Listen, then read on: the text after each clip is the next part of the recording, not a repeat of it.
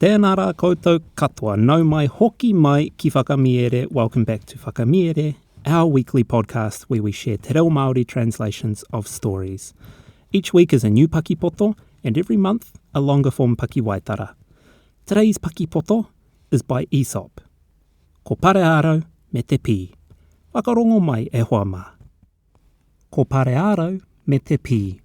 Nā Aesop. Nā tētahi pī, tētahi puoto miere I mahi mai hei koha ki a Pareārau. Nā I pērā rawa te ngākau pai ona I te whiwhinga I tēnei koha, ka ui atu te atua nei mō tāna e hiahia nei. Ka mutu, ka tukuna tēnā ki aia. Ko tō te pī hiahia, kia whakamate rāno a hakua kihea o kaina atu ai tōna wero. Ka whakawhea ua a Pareārau I te tukunga o te hira tangata ki ngā mana o te ngāngara iti nei, me te aha anō I whakakūrakuraku ia I te āhuatanga kikino o tāna tononga. Nā whai anō ka ki ia, e mana tonu ai tāna kupu. Ka tukuna ki aia te mana kia wero, engari me tūpato ia I te karawhiua o te mana nei.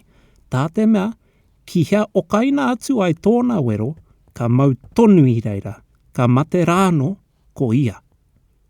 Ko te kiko o te kōrero, ko tā te kikino, he utua ki te kikino. Jupiter and the Bee by Aesop. A bee made Jupiter a present of a pot of honey, which was so kindly taken that the god bade ask her what she would, and that it should be granted to her.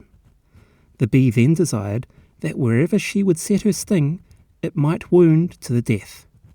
Jupiter was loath to leave mankind at the mercy of a spiteful little insect, and was annoyed at the ill nature of her wish. He therefore said that while, for his promise's sake, he would give her the power to harm, she must be careful how she used the power, for where she planted her sting, she would leave it, and with it, lose her life. The moral being, evil brings evil in return. Tēnā rā koutou katoa I whakarongo mai. Thank you so much for listening to Whakamiere. Tune in each week for a new podcast, and if you like our kaupapa, please consider supporting us on Patreon. Patrons get early access to the podcast, PDFs to all the stories, and exclusive voting on future Paki Waitara. Ko taurapau, e mihi nui ana e hoa mā, hei a koe nei.